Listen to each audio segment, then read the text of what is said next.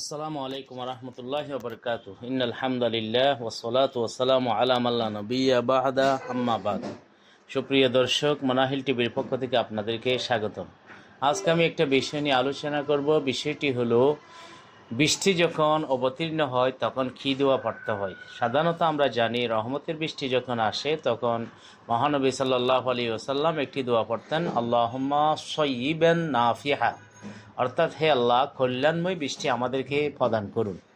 এবং অতিবৃষ্টি হলে তখনও একটা দোয়া পড়তেন, সেটা হলো আল্লাহুম্মা হাওয়ালাইনা ওয়ালা আলাইনা, আল্লাহুম্মা আলাল আকাম ওয়াজদিরাব ও বতুনিল আউদিয়া ও মানাবিতিশ শাজারি, অর্থাৎ আল্লাহুম্মা হাওয়ালাইনা ওয়ালা আলাইনা, হে আল্লাহ, অতিবৃষ্টি আমাদের আশেপাশে দেন, আমাদের উপর দিয়েন না।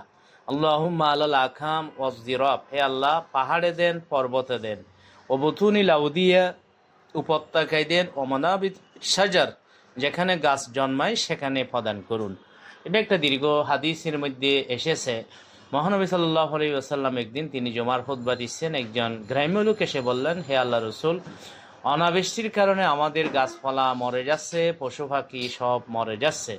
তখন সাথে সাথে দোয়া করলেন, আল্লাহুম্মা আগিসনা, আল্লাহুম্মা আগিসনা, আল্লাহুম্মা আগিসনা। তিনবার বলেছেন, হে আল্লাহ, বৃষ্টি দিন, বৃষ্টি দিন, বৃষ্টি দিন। তখন জুমা থেকে বের হতেই মেঘ এসে হঠাৎ বৃষ্টি আরম্ভ হলো, এবং এই বৃষ্টি এত দেওয়া আরম্ভ হলো যে পরবর্তী সপ্তাহ পর্যন্ত লাগাতার বৃষ্টি হচ্ছে।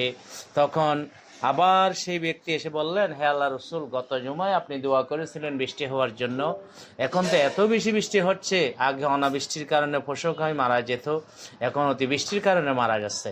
তখন রাসূল সাল্লাল্লাহু আলাইহি ওয়াসাল্লাম এই দোয়াটা পড়েছেন, আল্লাহুম্মা হাওয়ালাইনা লা আলাইনা, আল্লাহুম্মা আলাল আকাম ওয়াজ জিরাব ওয়া বুতুনিল আউদিয়া ওয়া মানাবিতিশ শাজার।